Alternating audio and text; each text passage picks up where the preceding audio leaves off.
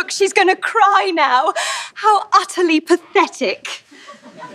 The rain had been falling for 3 days when the Ashworth family gathered at Thornfield Park to celebrate Lucinda's engagement to Sir Robert Hartley. It was not the delicate, romantic sort of rain that poets wrote about, the kind that misted windows and made one long for a fire and a book. This was the relentless grey rain of late October, the kind that soaked through stone and settled into the bones of old houses, the kind that made tempers short and silences longer. Pathetic. Eliza Ashworth stood at the window of the yellow drawing room, her fingertips pressed against the cold glass. She watched the rain carve rivers down the pane and told herself she was not counting the hours until she could leave. She was 24 years old. She had been to 7 engagement celebrations in the past 3 years, each one for a cousin or a friend or a neighbor's daughter. And she had learned to perform contentment the way one learned to embroider or play a sonata, with practice, precision, and a complete absence of genuine feeling. Behind her, the room hummed with the particular energy of a family occasion. Her mother sat in the corner with her 2 aunts, their heads bent together over wedding fabrics, their voices a constant murmur of silk versus satin, white versus ivory, the merits of pearls, the scandal of short sleeves. Her father stood near the fire with her uncle, both men speaking in the low, satisfied tones of men who had successfully married off a daughter and expected to be congratulated for it. And in the center of the room, surrounded by admirers and well-wishers, sat Lucinda. Beautiful, golden, triumphant Lucinda, accepting compliments as though they were her due, which, Eliza supposed, they were. Lucinda had always been the kind of girl for whom life arranged itself pleasantly. She had been born beautiful. She had remained beautiful. She had learned early that beauty was a currency more valuable than wit or kindness, and she had spent it lavishly. Her engagement to Sir Robert, a baronet with 8,000 a year and an estate in Surrey, was not a surprise. It was an inevitability. The only question had been which of her many suitors she would choose, and she had chosen wisely. A man handsome enough to flatter her vanity, wealthy enough to satisfy her ambition, and dull enough to never challenge her dominance. Eliza turned from the window. The rain had hypnotized her into something like calm, and she did not trust it. She was not beautiful, not in the way Lucinda was beautiful, not in any way that mattered in drawing rooms and ballrooms. She was brown-haired, where Lucinda was gold, sharp-featured, where Lucinda was soft, and she had never learned to make her face say things it did not mean. When she was bored, she looked bored. When she was angry, she looked angry. And when she was hurt, which was more often than she would admit to anyone, including herself, she looked as though she might say something she would later regret. She had said many things she later regretted. It was, her mother often reminded her defining characteristic. The door opened, and Eliza felt the shift in the room before she understood what had caused it. The conversation did not stop. That would have been too obvious. But it changed. Voices became more careful. Postures became more correct. Her mother's hand flew to her hair. Her aunts exchanged a glance that communicated something urgent and unspoken. And then she saw why. The man who entered was tall, taller than any man in the room, with shoulders that seemed to fill the doorway and a face that gave nothing away. He was not handsome in the soft, pleasant way that Sir Robert was handsome. He was handsome in the way that a storm was handsome, or a wolf, or a blade. There was something in the architecture of his face, the sharp jaw, the high cheekbones, the eyes the color of winter slate, that made one want to look away and look closer at the same time. He wore black, which should have been unremarkable, but on him it seemed like a statement, a warning. Eliza knew who he was before her uncle spoke his name. Everyone in England knew who he was. "Your Grace," her uncle said, crossing the room with the kind of eager deference that made Eliza's teeth ache. "We are honored. We had not expected, that is, when we sent the invitation, we never imagined you would actually accept." The Duke of Ashworth, for that was who he was, Marcus Blackwood, The 6th Duke of Ashworth, distant cousin to the family and the most powerful man any of them had ever stood in the same room with, did not smile. His voice was low and cool, the kind of voice that did not need to be raised to command attention. I found myself in the area, and I confess I was curious. Curious, Your Grace, to meet the young lady who has captured Sir Robert's heart. He said it without inflection, as though heart were a word he had read in a book but never used in conversation. His gaze moved across the room, passing over Eliza's mother, her aunts, the cluster of admirers, and landed on Lucinda. Miss Ashworth, I presume. Lucinda rose from her chair like a flower turning toward the sun. She was wearing rose silk, and she had never looked more beautiful, and she knew it. Your Grace, she said, dropping into a curtsy so perfect it might have been rehearsed. You honor us with your presence. Do I? The Duke's expression did not change. How fortunate. There was a ripple of uncertain laughter. No one was quite sure if he had made a joke. No one was quite sure of anything about him, Eliza realized. He was the kind of man who kept people off balance deliberately, who wielded his silence like other men wielded swords. She had heard the stories. Everyone had heard the stories. The Duke who had inherited his title at 22 when his father died in a hunting accident. The Duke who had been engaged once, years ago, to a woman who had died before the wedding. Some said of illness, some said of heartbreak, some said of something darker that no one would name. The Duke who had not smiled in public in 6 years. The Duke who had turned down every eligible woman in England and seemed determined to let his title die with him. He was standing less than 10 feet from her now, and she could see the lines around his eyes, the tension in his jaw, the way his hands, large, capable hands, remained perfectly still at his sides. He was not relaxed. He was controlled. There was a difference, and Eliza had spent enough time controlling her own impulses to recognize it in someone else. Allow me to introduce my family, her uncle was saying, gesturing toward the various clusters of relatives. My wife, Mrs. Ashworth, my sisters, Mrs. Pemberton and Mrs. Crane, my brother-in-law, Mr. Crane, and, of course, my niece. Eliza, her mother interrupted, appearing at her elbow with the particular smile she wore when she was about to say something she hoped would be ignored. My daughter, Miss Eliza Ashworth.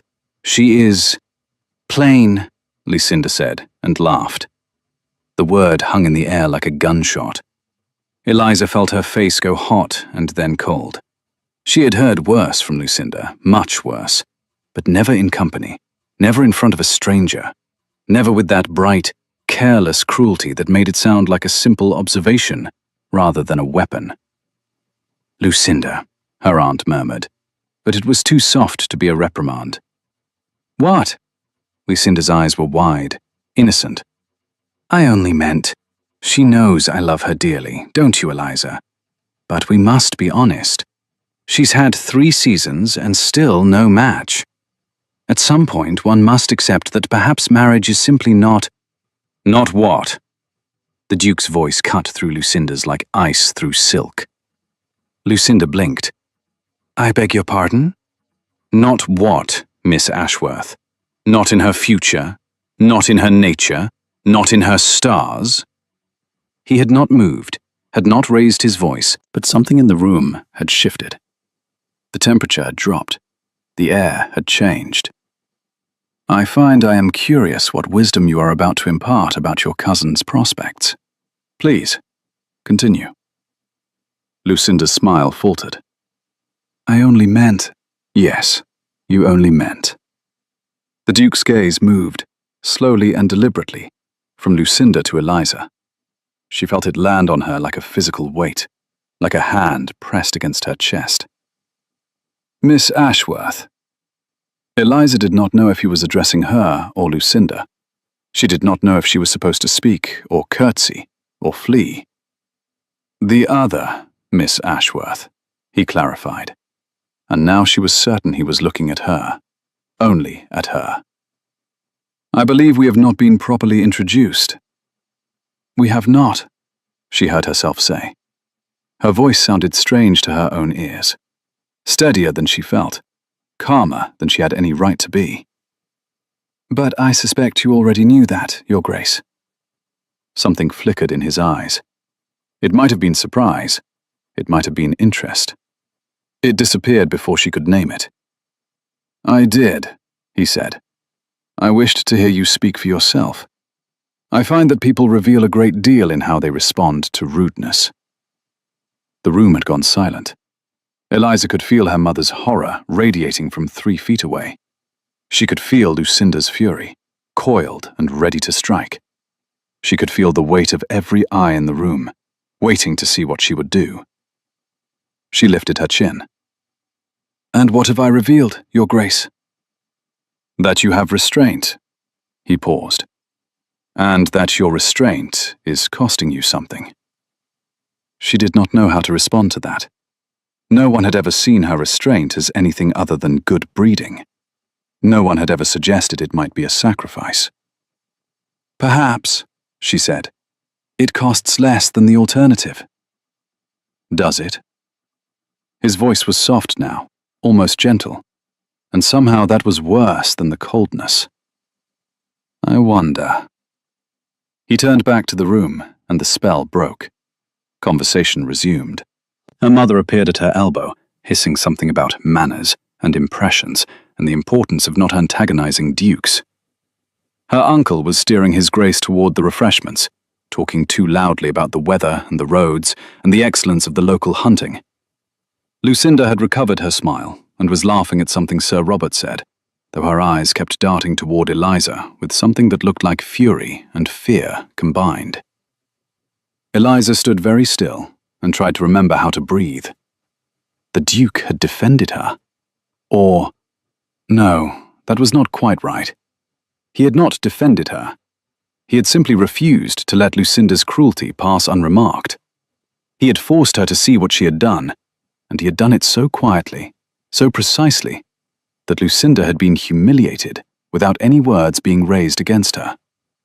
It was, Eliza thought, the most elegant piece of violence she had ever witnessed. And when the Duke glanced back at her from across the room, just once, just briefly, his grey eyes finding hers with an accuracy that should not have been possible in a crowded drawing room, she understood something that she did not yet have words for. He had heard everything. He had understood everything. And he had not looked away. That night, Eliza dreamed of storms. She woke before dawn to a house still sleeping and a rain that had finally stopped. The silence felt strange after 3 days of constant drumming, expectant somehow, as though the world were holding its breath. She dressed without ringing for a maid, choosing the oldest of her mourning gowns, the brown wool that made her mother wince and Lucinda laugh. She did not care. The gown was warm and comfortable and asked nothing of her. And today, of all days, she wanted to be asked for nothing. The halls of Thornfield Park were quiet as she made her way downstairs. The house belonged to her uncle, and it was grand in the way that new money was always grand. Everything polished and perfect, and slightly too much. The carpets were too thick. The paintings were too large. The chandeliers dripped crystals like frozen tears. It was a house designed to impress, and Eliza had always found it exhausting. She slipped through the morning room and out the French doors into the garden. The rain had left the world washed clean. The grass was heavy with water, soaking through her half-boots in seconds, and the roses drooped under the weight of droplets that clung to their petals like tiny jewels. The air smelled of wet earth and dying leaves, and something else, something sharp and cold that spoke of winter coming. She walked without destination, following the gravel paths between the hedgerows, letting her mind empty of everything except the rhythm of her feet and the whisper of the wind in the bare branches above her. She had learned this trick years ago, how to walk herself into a kind of blankness, how to leave her thoughts behind, like a coat she could pick up later. It was the only way she survived these family gatherings, the only way she survived Lucinda.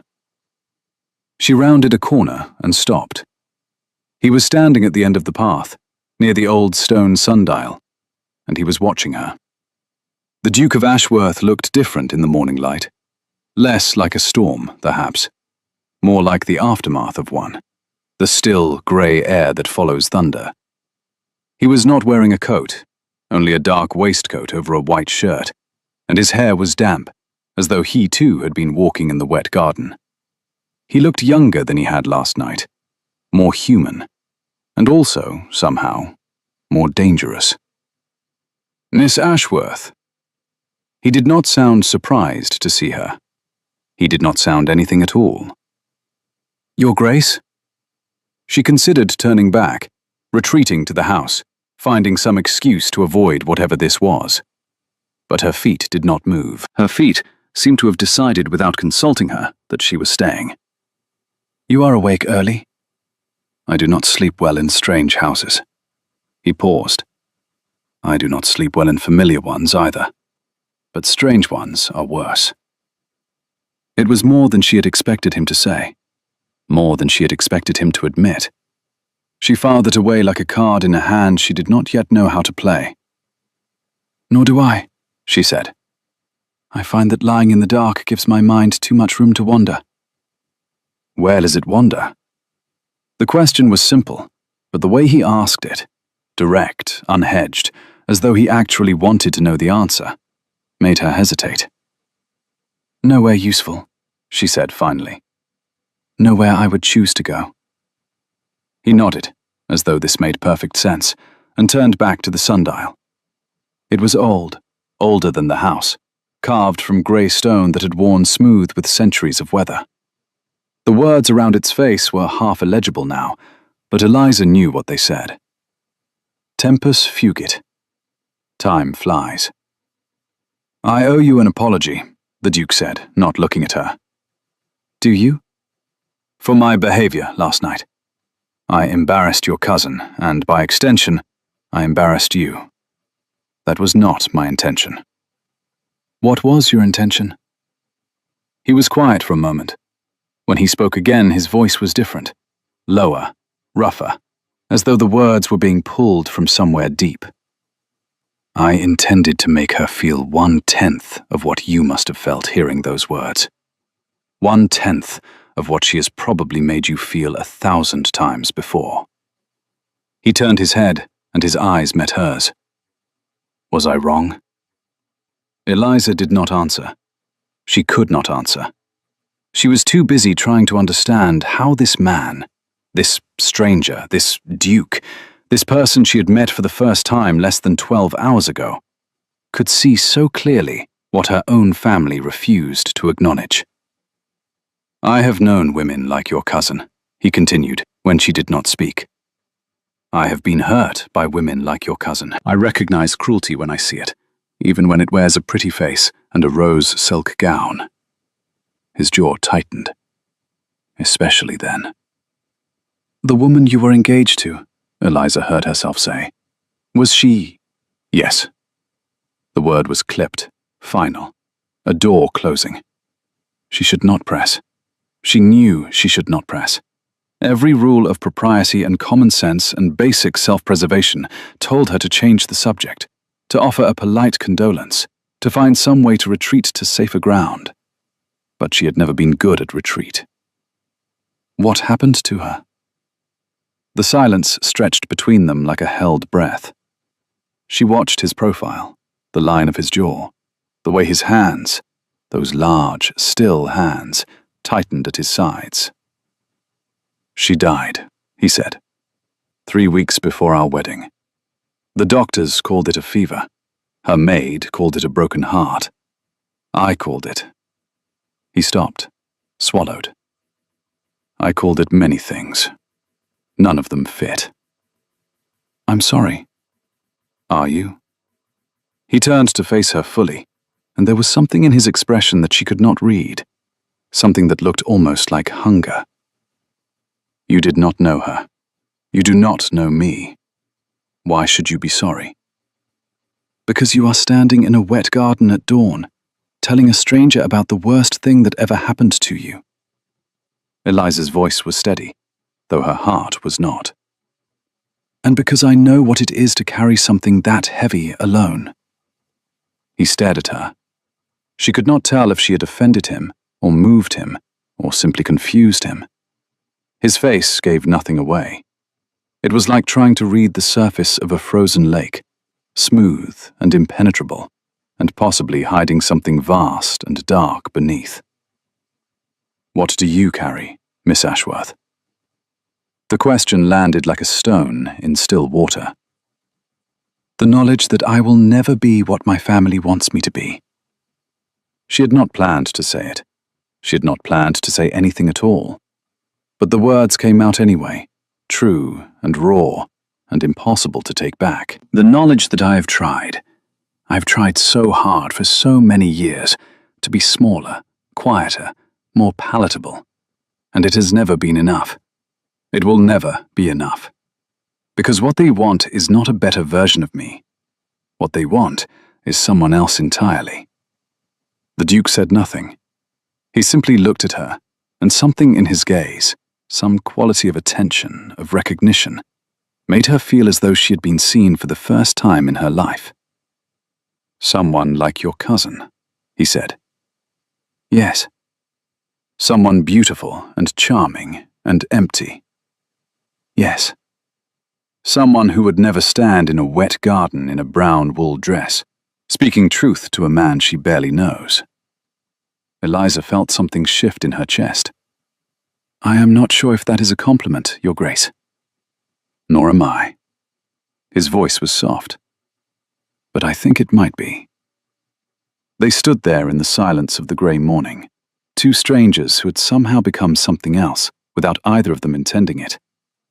The sundial cast no shadow. The clouds were too thick for that. But Eliza felt time passing anyway, felt it sliding through her fingers like water, like sand, like all the moments she had wasted trying to be someone she was not. "I should go back," she said finally. "My mother will notice I am missing." "Will she?" The question was not cruel.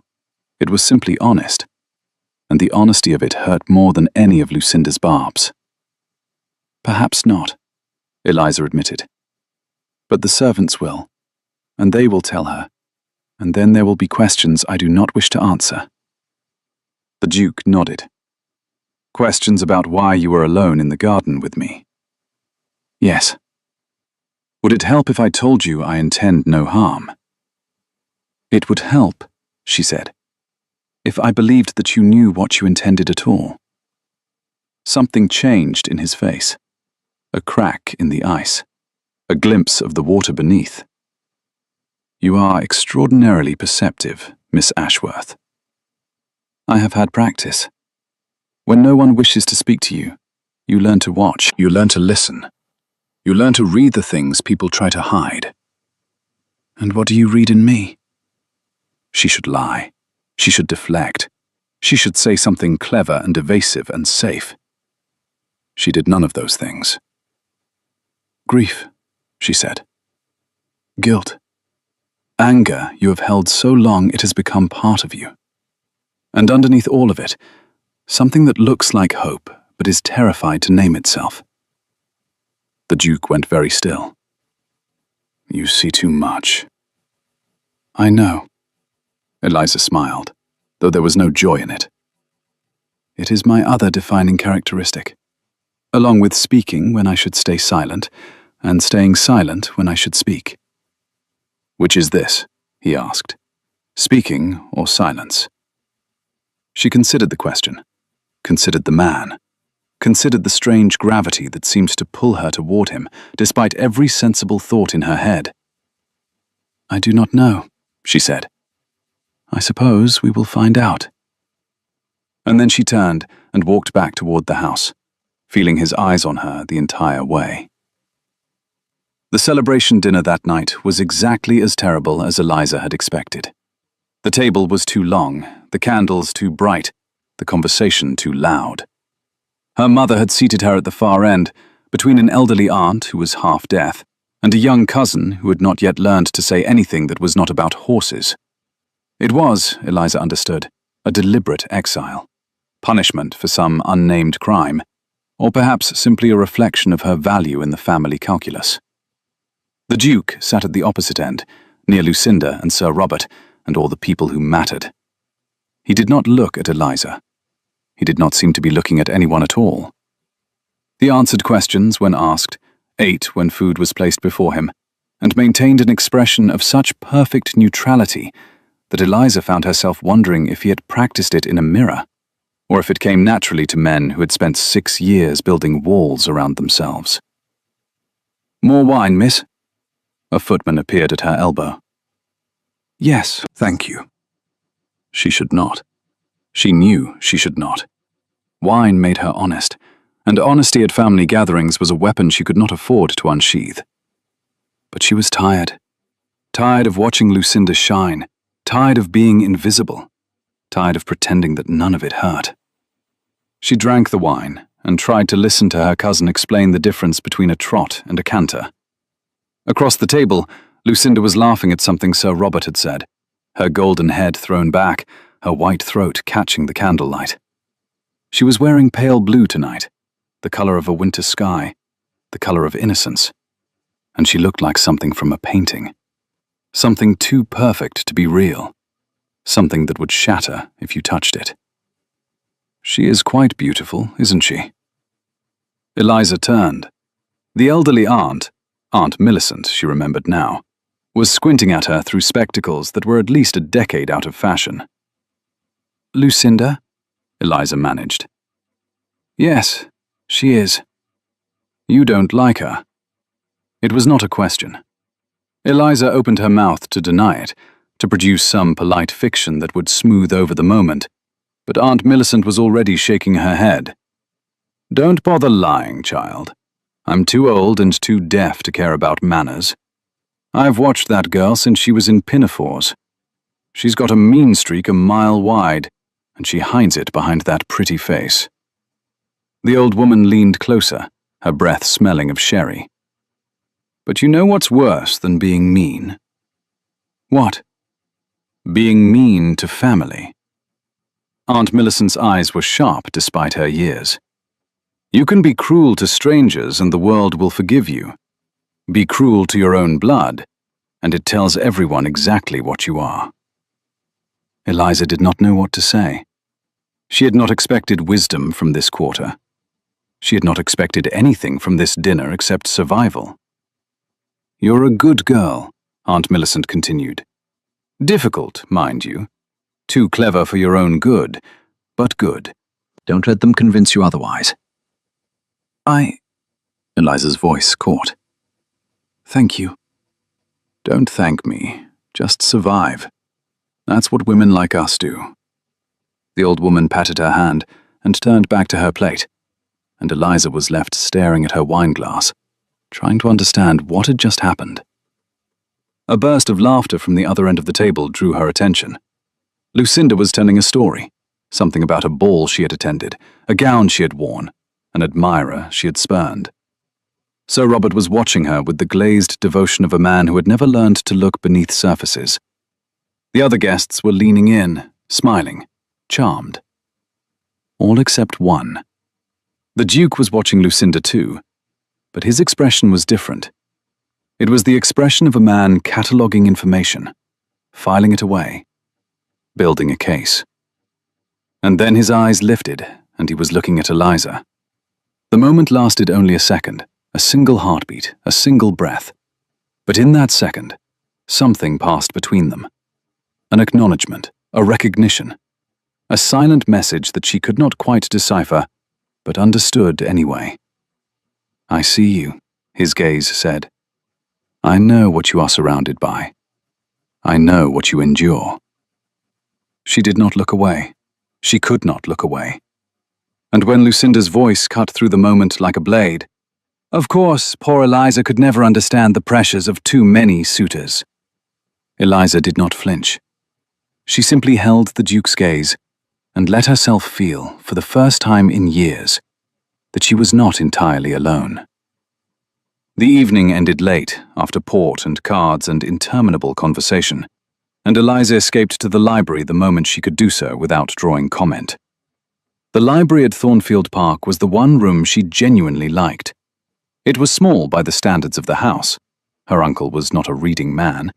But it was warm and quiet, and filled with the particular smell of old paper and leather that always made her feel safe. She closed the door behind her and leaned against it, letting the silence settle around her like a blanket. She had survived. Another dinner, another evening, another performance of the pleasant, unremarkable daughter that her mother wanted her to be. She was exhausted in a way that had nothing to do with physical tiredness. It was the exhaustion of constant translation, of filtering every thought through the question of whether it would cause offense, of being someone other than herself for hours at a time. She crossed to the window and looked out at the dark garden. The moon was rising, painting the wet grass silver, and somewhere in the distance an owl called. A lonely sound, beautiful and sad. You should not be here alone. She did not startle. Perhaps she had been expecting him. Perhaps she had hoped. The Duke stood in the doorway, silhouetted against the light from the hall. He had removed his coat, loosened his cravat, and in the dimness he looked less like a duke and more like a man. A tired man. A lonely man. A man who had also spent the evening pretending to be someone he was not. "Nor should you," she said. "If anyone sees us, they will not." He stepped into the room and closed the door behind him. "Your mother and aunts have retired. The gentlemen are still at cards. The servants are in the kitchen, celebrating with the last of the wine." He paused. "I checked." "You checked?" "I wanted to speak with you, alone, without the performance." Eliza's heart was beating very fast. She told herself it was fear. This was improper, this was dangerous, this could ruin her if discovered. But she knew it was not. She was not afraid of him. She was afraid of herself, of what she might say, might feel, might want, if she let herself. "What did you wish to speak about?" He moved closer, not threateningly. There was nothing aggressive in his approach, but with a kind of deliberate intentionality that made her breath catch. "I wish to apologize again for what your cousin said at dinner. That was not your fault." "No, but I sat there and listened to it, and I did nothing." "What could you have done?" "I could have challenged her, publicly, humiliated her the way she humiliated you." His voice was rough. "I considered it. I came very close." "And why didn't you?" "Because it would have made things worse for you. Because she would have found a way to blame you for my interference. Because I have learned, painfully, that sometimes the best protection is invisibility." He stopped, less than 3 feet from where she stood. "And because you did not want me to." Eliza frowned. "How did you know that?" "Your face. When she spoke, you went very still, but you did not look at me. You deliberately did not look at me. And I understood that you were telling me something." He tilted his head, studying her. "You were telling me to let it pass." She had not known she was doing that.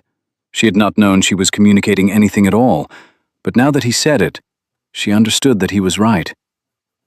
"If you had intervened again," she said slowly, "it would have become about you, about what you thought of her, about defending me, and then I would have been reduced to someone who needed protecting, someone who could not fight her own battles." "Can you?" "Fight my own battles?" She smiled, though it hurt. "I do not know.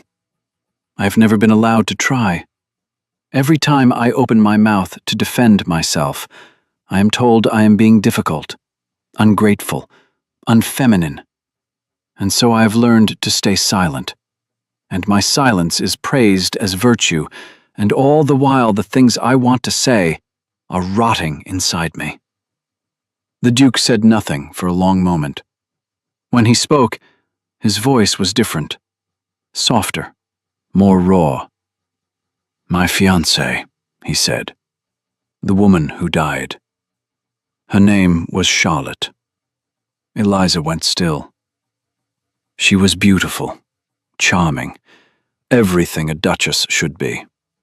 Everyone loved her. Everyone said how lucky I was. He paused, and in the moonlight, she saw his jaw clench and release. I did not know. For a very long time, I did not know that she was cruel. Not to me, to others, to servants, to people she considered beneath her. She hid it well. She hid everything well, until she could not. What happened? He stopped, started again. She was unkind to someone who did not deserve it, someone who had no power to fight back. And that person, a girl, a housemaid, barely 16. She died. Not directly. Charlotte did not push her down the stairs or hold a pillow over her face. But she created the conditions. She made the girl's life so unbearable that the girl found her own way out.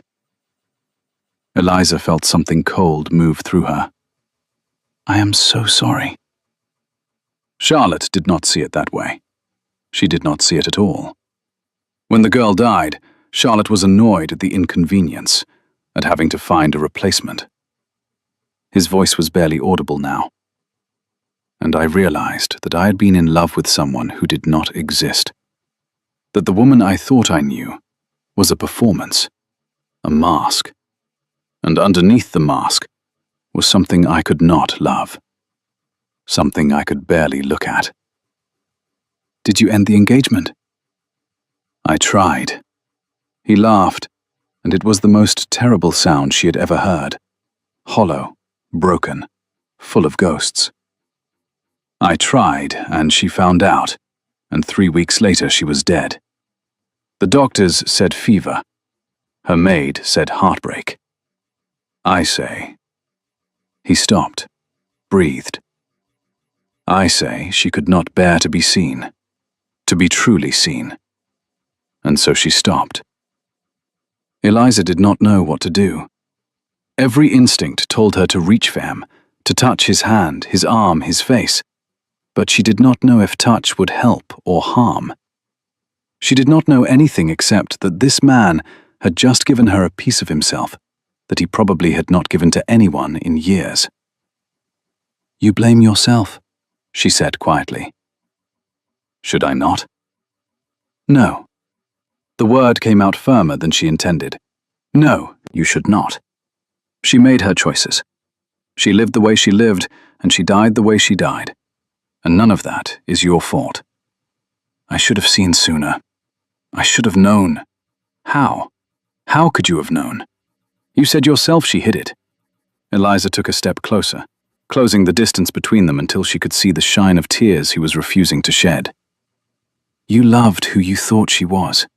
That is not a crime. That is just... human. He looked at her, and in his eyes she saw something that made her breath catch. It was not gratitude exactly. It was not relief. It was something closer to wonder. The wonder of a man who had expected judgment and received mercy instead. You are remarkable, he said. Do you know that? I am not. Her voice shook. I am awkward and difficult, and I say the wrong thing and I cannot. You are remarkable, he repeated, and this time there was something fierce in it, something that would not be contradicted. You are honest when honesty costs you everything. You see truth when everyone around you is willfully blind. You carry cruelty with grace and silence when you should be screaming. Perhaps I should scream. Perhaps you should. He reached out, slowly, giving her time to pull away, and his fingers brushed her cheek. The touch was so gentle it hurt. Perhaps we both should. Eliza closed her eyes. She could feel the warmth of him, the nearness of him, the impossibility of him. She could feel all the years of loneliness pressing against her chest, all the words she had swallowed, all the tears she had refused to shed. And she thought that if she did not move away right now, something was going to break, and she did not know if she would survive the breaking. "Your Grace," she whispered. "We cannot." "I know." His hand fell away. "I know."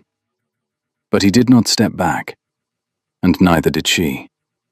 They stood there in the moonlit library, two people who had just discovered each other, two people who had both been alone for far too long, two people who knew, as surely as they knew anything, that whatever was happening between them was not nothing. It was not nothing at all.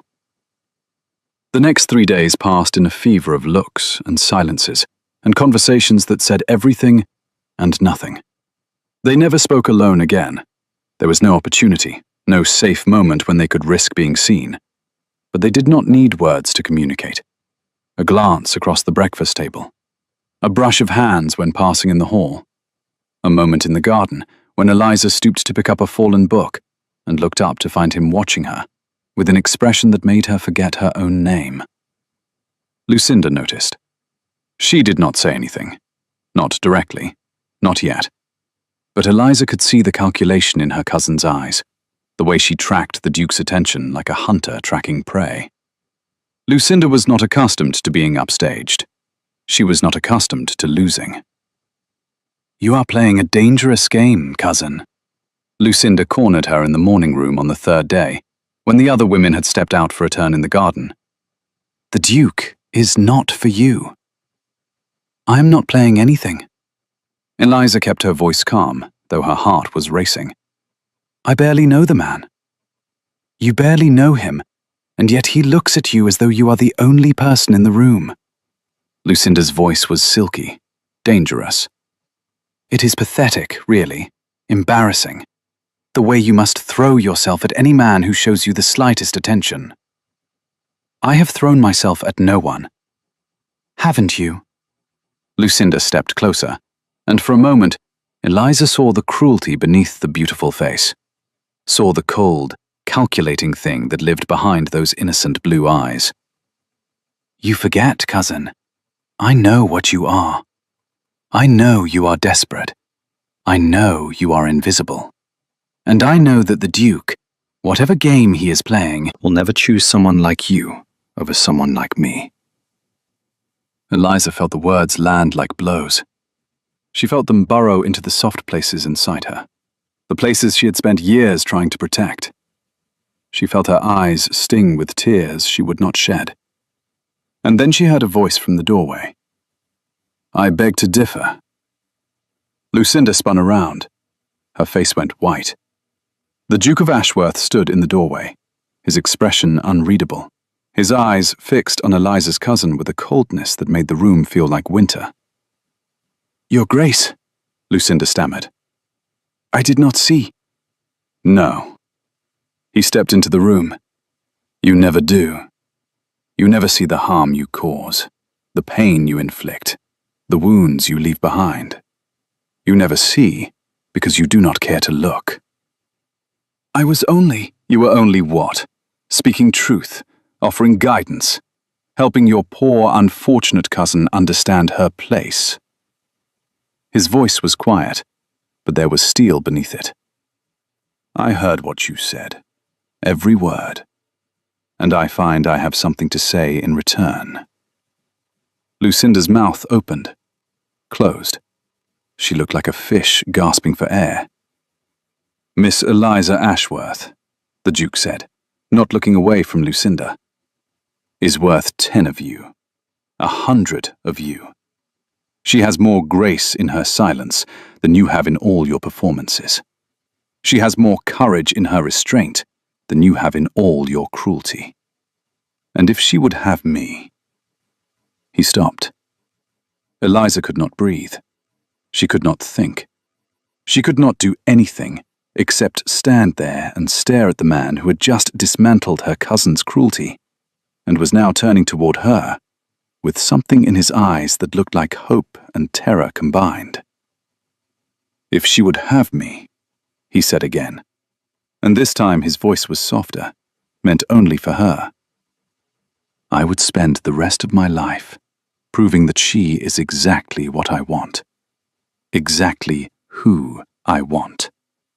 No one else." The room was silent.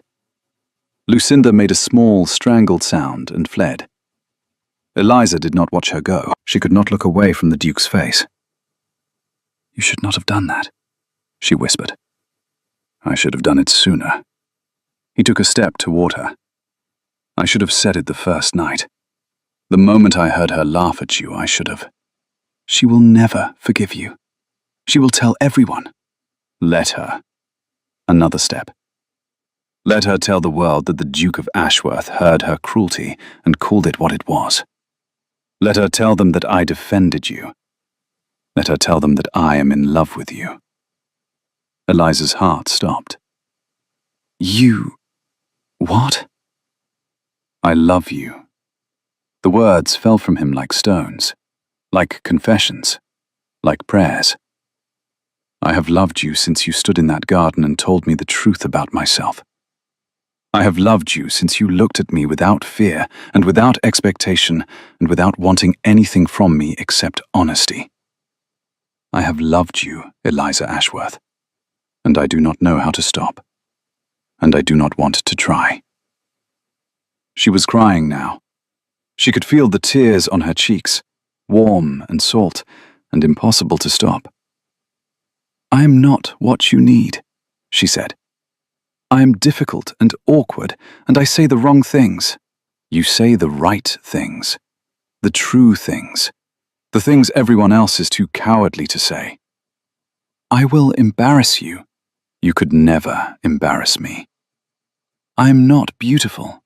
You are." He closed the distance between them and took her face in his hands, those large, gentle hands that she had watched for days, that she had dreamed about, that she had wanted without letting herself name the wanting. "You are beautiful. Not in the way the world understands beauty. Not in the way that gets painted and praised and put on display. You are beautiful in the way that matters, in the way that lasts." She closed her eyes. She felt his thumbs brush away her tears. She felt the warmth of him, the nearness of him, the impossible, terrifying reality of him. "I do not know how to do this," she whispered. "Neither do I." His forehead touched hers. "We will learn together." When he kissed her, softly, carefully, as though she were something precious that might break, Eliza understood, for the first time in her life, what it meant to be chosen. Not because she was beautiful, not because she was convenient, not because she fit some idea of what a woman should be, because she was herself, difficult and honest and imperfect and real. And he wanted her anyway.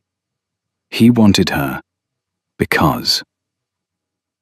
The scandal broke over breakfast the next morning like a wave over a small boat. Lucinda had told her mother, who had told Eliza's mother, who had told everyone else, and by the time Eliza came down to the dining room, the entire family was waiting with expressions that ranged from horrified to furious to delighted in the particular way that meant someone else's misfortune was providing excellent entertainment. "Is it true?" Her mother's voice was shaking. "Is it true that that you and the Duke?" "Yes." Eliza sat down and reached for the toast. Her hands were not trembling. Her voice was not trembling. Something had changed in her since yesterday. Some wall had fallen, some chain had broken, and she found that she no longer cared what they thought. "The Duke has proposed. I have accepted." The silence that followed was deafening. "You accepted?" her mother repeated, as though the words were in a foreign language. "You accepted a proposal from a duke? Is that so difficult to believe?" "Yes." Lucinda's voice cut through the stunned quiet like a blade. "Yes, it is. Because he was supposed to. Everyone knows he was supposed to." "Propose to you?" Eliza looked at her cousin and saw for the first time how small Lucinda really was, how frightened, how desperate to matter, to shine, to be the center of everything. "Is that what you thought? That you would add a duke to your collection alongside Sir Robert?" I didn't mean... You always mean. Eliza stood up, leaving her toast untouched. You meant every cruel word you ever said to me. You meant every laugh, every taunt, every casual destruction of my confidence. You meant it, Lucinda, because meaning it made you feel powerful, made you feel better about yourself. Eliza, her mother's voice was sharp. You will not speak to your cousin that way. Why not?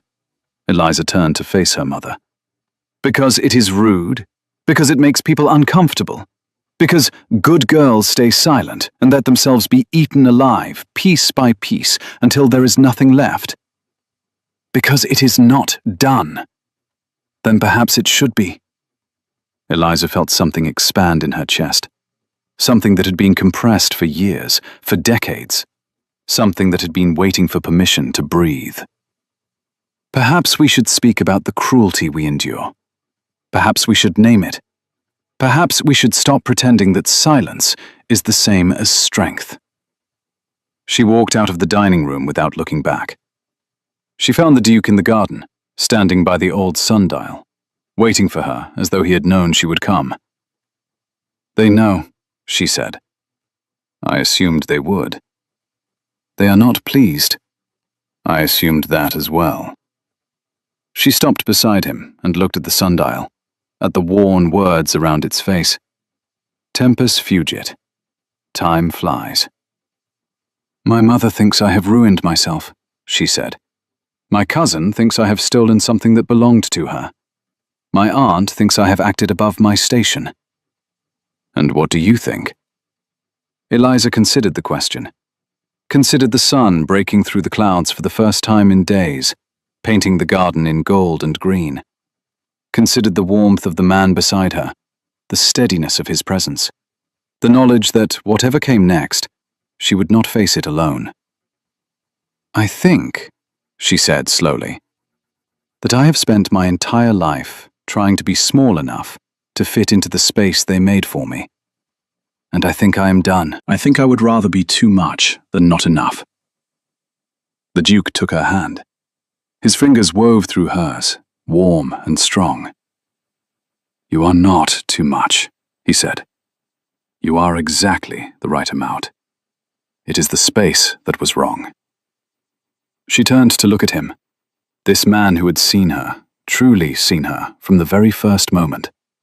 This man who had recognized her pain and named it. This man who had chosen her, not despite who she was, but because of it. I love you, she said. The words came easily now, like water finding its path downhill. I did not know that I could. I did not know that I was allowed. But I love you, and I'm not going to apologize for it. He smiled. It was the first real smile she had seen from him. Not a polite curve of the lips, not a practiced expression, but a smile that came from somewhere deep and true and human. It transformed his face. It made him look like a man who had just discovered something he thought was lost forever. Nor should you, he said. Nor will I. And when he kissed her again, there in the sunlit garden, Eliza understood that this was what it felt like to come home. Not to a place, but to a person. Not to safety, but to something better. To recognition. To acceptance. To the particular grace of being known. The wedding was small, against all tradition and expectation. Eliza had wanted it that way, and the Duke, Marcus, she called him now when they were alone, had agreed immediately. A large wedding would have meant Lucinda and her mother and all the rest of them, watching from the pews with their false smiles and their real resentment. A small wedding meant only the people who mattered. They married in the chapel at Ashworth Hall, the Duke's ancestral estate, on a cold December morning when the world was white with frost. Eliza wore grey silk, not white, not ivory, but the silver grey of winter dawn, of storm clouds breaking, of something ancient and unforgiving learning to soften. Her Aunt Millicent sat in the front pew, clutching a handkerchief and weeping, with what Eliza suspected was genuine joy. The vows were simple. The promises were enormous. "I will see you," Marcus said, his voice rough with emotion. "Every day I will see you. The real you. The difficult, honest, extraordinary you. I will not look away." "I will stay," Eliza answered. "When it is hard, when you are grieving, when the ghosts of the past come calling, I will stay, and I will remind you that you are not the man you were before, but we are both becoming something new." And afterward, when they walked out of the chapel into the cold, bright morning, Eliza looked up at the sky, clear and endless and full of possibility, and felt something she had never felt before. She felt free. 3 years passed like a held breath, like a prayer, like a slow unfurling of everything that had been compressed and hidden and waiting. Eliza learned the shape of her husband, not just his body, though she learned that too, learned the scar above his left eyebrow, and the silver flecks in his eyes, and the way his hands trembled when he touched her, as though he could not quite believe she was real. She learned his silences and his fears. She learned the dreams that woke him in the night, and the memories that made his jaw tighten, and the words he could not say even after all this time. And he learned her temper and her impatience, and her tendency to say exactly the wrong thing at exactly the wrong moment, her fear of being invisible, her terror of being too much, the way she cried when she was angry, because her body did not know how else to express the enormity of feeling, and the way she laughed when she was nervous, and the way she went quiet and still when she was truly happy, as though she needed all her attention to hold the joy. They fought. Of course they fought. Two people who had spent their lives building walls did not tear those walls down without debris, without casualties, without moments when the old defenses rose up and demanded recognition. But they learned to fight in ways that did not destroy. They learned to say, "I am hurt," instead of, "You are wrong." They learned to reach for each other, even when reaching felt like surrender. And slowly, gently, like spring returning after a long winter, they learned to be happy. On the morning of their 3rd anniversary, Eliza woke to an empty bed and a note on the pillow. "Come to the garden." She dressed quickly, not bothering with stays or elaborate hair, and made her way outside. The garden at Ashworth Hall was different from the one at Thornfield Park. Older, wilder, full of roses that had been growing since the house was built 300 years ago. In spring, it smelled like heaven. In winter, when the roses were sleeping, it smelled like potential.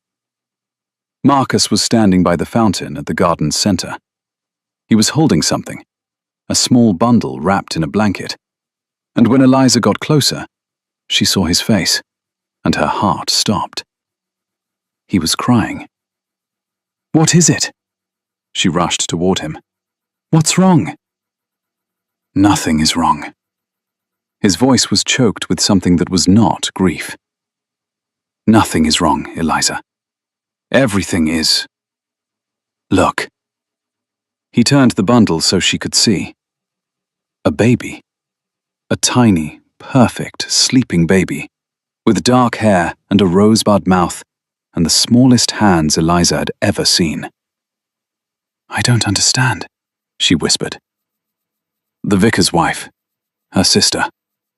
She died in childbirth last week." Marcus's voice was shaking. There was no family, no one to take the child. They were going to send her to the parish, to the workhouse, and I could not let her. Eliza reached out, and her fingers brushed the baby's cheek.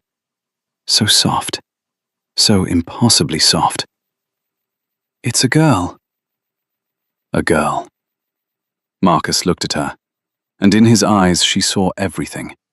The grief he had carried for years, the guilt, the ghosts, and underneath all of it, something new. Something fragile and fierce and full of hope. "Her name is Margaret," The mother wanted her called Margaret, but I thought, if you agree, I thought perhaps we could call her Meg. Eliza could not speak. She could not do anything except stare at the tiny creature in her husband's arms, this unexpected gift, this impossible second chance. We always said, she managed finally, that we would find our own way, that we would build something different. We did. This is different. Yes. She looked at Marcus, at the tears on his face, the hope in his eyes, the way he held the baby as though she were made of glass and gold. May I hold her?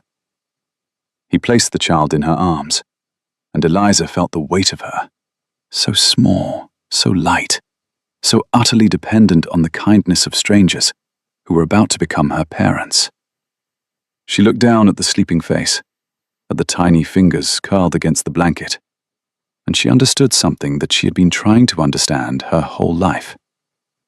You did not have to be born into a family to belong to one. You did not have to be chosen first to be chosen fully. You did not have to be beautiful in the way the world understood beauty to be worthy of love. You just had to show up. You just had to stay. You just had to let yourself be found. Hello, Meg, she whispered. I'm your mother, and this is your father, and we are going to love you so much that you will never, ever doubt your place in the world. The baby stirred, opened her eyes, grey eyes like storm clouds, like steel, like something ancient and unforgiving that was learning to soften.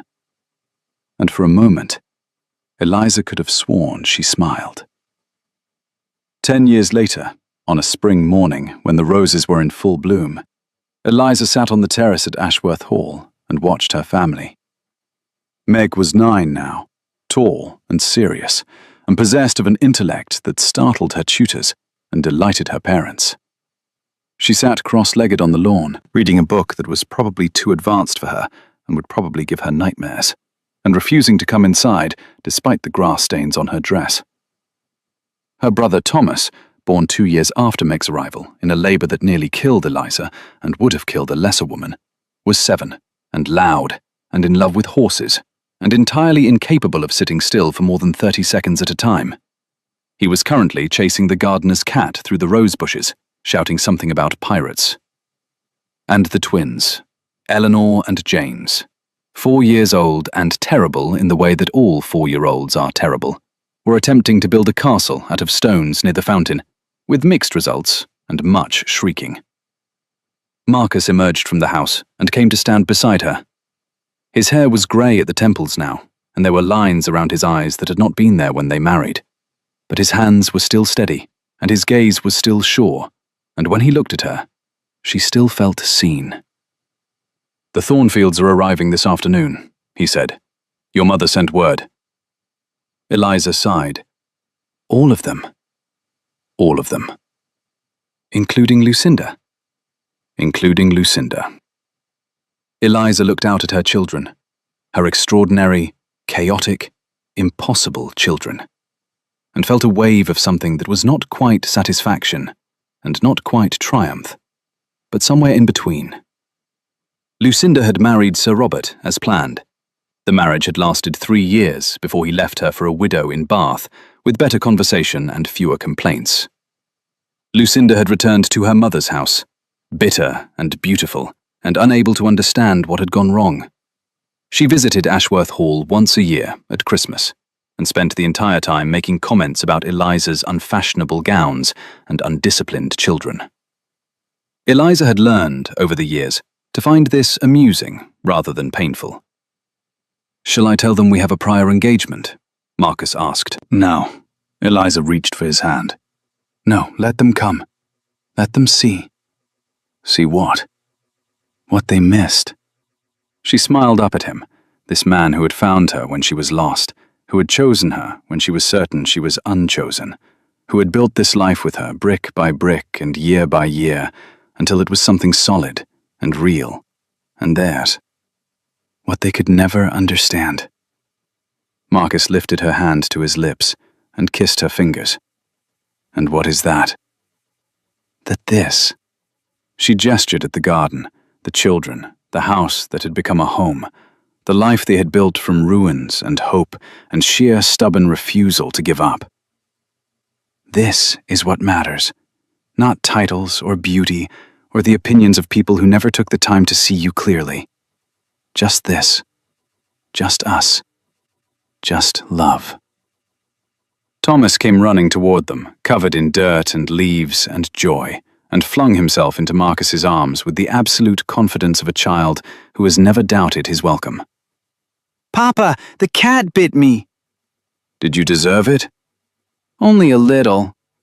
Marcus laughed, that rare, full laugh that Eliza had learned to treasure, and hoisted his son onto his shoulders, and Eliza watched them and felt her heart expand until she thought it might burst. She had been told for so many years that she was not enough, not beautiful enough, not charming enough, not quiet enough, not good enough. She had believed it, sometimes. In the dark hours of the night, in the long years of loneliness, she had believed that there was something fundamentally wrong with her that made her unworthy of love. She had been wrong. Not wrong to feel the pain. The pain was real, and it had shaped her, and she would carry the scars of it always. But wrong to believe that the pain defined her. Wrong to believe that she deserved it. Wrong to believe that there was only one way to be valuable, and she had failed to achieve it. She was not beautiful in the way Lucinda was beautiful. She was not charming in the way society demanded charm. She was difficult and honest, and often too much, and occasionally not enough. And none of that mattered, because the people who loved her for exactly who she was. That was the secret no one had told her. That was the truth she had to discover for herself. You did not have to change to be worthy of love. You just had to find the people who could see you clearly. And sometimes, if you were very lucky, if you were stubborn enough, if you refused to give up, those people found you first. The carriage carrying the Thornfield family arrived at 4 o'clock in the afternoon, just as Eliza had arranged for tea to be served on the terrace. She had learned, over the years, that meeting Lucinda required certain preparations. Excellent tea, comfortable seating, and the presence of at least 2 children to provide distraction. Today she had all 4 children, which was perhaps overkill, but she did not mind. Lucinda emerged from the carriage first, followed by her mother and 2 of Eliza's aunts. She looked older. They all looked older. But she had aged in the way that women who have spent their lives being beautiful sometimes age, with a kind of bewildered resentment, as though time had broken a promise she had never realized was conditional. Eliza. Lucinda's smile did not reach her eyes. It never did. How well you look. As do you. Eliza gestured toward the terrace. Please, come and sit. The children are eager to see you. This was not precisely true. The children had been bribed with extra dessert to be polite, and Meg had extracted a promise that she would not be required to converse with Lucinda for more than 5 minutes. But the fiction served its purpose, and the family settled themselves on the terrace with minimal awkwardness. Tea was poured. Sandwiches were consumed. The twins displayed their rock collection to an audience that was politely indifferent. Thomas demonstrated his ability to whistle through his fingers, which impressed no one but himself. And Meg, brilliant, serious, extraordinary Meg, sat quietly with her book and watched everything with eyes that missed nothing. The children are growing so fast, Eliza's mother said, in the tone of someone searching for something positive to say. Before you know it, you'll be bringing Meg out into society. Will I? Eliza smiled. I rather thought I'd let her decide for herself what she wants to do with her life. But surely, Margaret wants to study medicine, Marcus said, appearing at Eliza's side with a fresh pot of tea. She has informed us that she intends to attend university and become a surgeon. The silence that followed was exactly as satisfying as Eliza had imagined. A surgeon? Lucinda's voice was faint with horror. But she's a girl. Yes. Marcus's tone was mild. We had noticed. And you're going to let her? We are going to support her in whatever path she chooses. Eliza met Lucinda's eyes and held them. That is what parents do, is it not? Support their children's dreams, rather than forcing them into shapes they were never meant to fill. Lucinda's mouth opened, closed. For once, she had nothing to say. Meg looked up from her book, met Eliza's eyes, and smiled. It was a small smile, private and knowing. The smile of a child who understood that she was being defended and appreciated it more than words could express. May I be excused? Meg asked. I want to show grandmother the new litter of kittens in the stable. Of course, darling. Meg rose, tucked her book under her arm, and held out her hand to Eliza's mother, with all the grave politeness of a future surgeon and a current child who had learned exactly how to manage adults. Grandmother, the orange one is my favorite. I named her Clementine. They disappeared toward the stables, and Eliza watched them go with a heart that felt impossibly full. This was what she had wanted, she realized. Not the title, not the house, not even the love, though she wanted that too, wanted it desperately. What she had wanted, more than anything else, was this: the chance to raise children who knew they were seen, who knew they were valued, who would never, ever doubt their place in the world. She had been that doubting child once. She had been the girl at the window, watching the rain, wondering if she would ever matter to anyone. Now she was the woman on the terrace, watching her daughter walk away with her head held high, knowing that whatever challenges lay ahead, Meg would face them with the knowledge that she was loved exactly as she was. That was the gift Eliza could give her. The gift no one had given Eliza. And it was enough. It was more than enough. It was everything. Later that night, after the family had gone, and the children were in bed and the house had settled into the particular quiet of evening, Eliza found Marcus in the library. He was standing at the window, looking out at the moonlit garden, and something in his posture made her pause in the doorway. "What are you thinking about?" He turned, and she saw the shine of unshed tears in his eyes. "Charlotte," he said quietly. "I was thinking about Charlotte." Eliza crossed the room and stood beside him. She did not touch him yet. She had learned to wait, to let him come to her when he was ready. "What about her?" "I was thinking."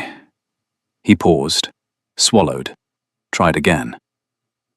"I was thinking that she would not recognize me now. The man I was when I knew her, angry and cold, and so convinced that the only way to survive was to feel nothing. That man is gone. And in his place," he gestured at the room around them, at the house, at the life they had built. "In his place is this.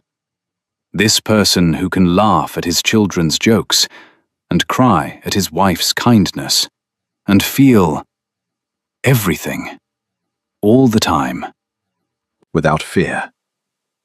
Is that a good thing or a bad thing? It is a terrifying thing." He turned to face her fully. "It is a terrifying thing, and I would not give it up for anything." Eliza reached for him then, and he came to her, folding himself into her arms with a sigh that seemed to release years of tension, years of grief, years of carrying weights he had never asked to carry. "I love you," he said into her hair. "I love you so much it frightens me sometimes." "I know." She held him tighter. "I know exactly what you mean." They stood there for a long time, two people who had found each other against all odds, two people who had chosen to be brave when bravery felt impossible, two people who had learned, slowly and painfully and beautifully, that love was not a destination, but a practice, Something you did every day. Something you chose, over and over, even when it was hard. Especially when it was hard. Come to bed, Eliza whispered finally. In a moment. Marcus pulled back, looked at her with those grey eyes she had learned to read like a language. I just want to look at you for a moment. Why? Because you are beautiful. He smiled, and it was the smile she had fallen in love with. Rare and real, and meant only for her. Because you saved my life. Because I am so grateful every single day that you walked into that garden in your brown wool dress and told me the truth. What truth? That it was all right to be seen, but it was all right to feel. That the walls I had built were not protecting me, they were imprisoning me. He took her face in his hands, those large, gentle hands that had learned every curve of her body and every corner of her heart. You set me free, Eliza, and I will spend the rest of my life trying to be worthy of that gift. You don't have to be worthy. She covered his hands with her own. You just have to be here. That's all I ever wanted. Just you. Present. Staying. I am staying. I know. Always. I know.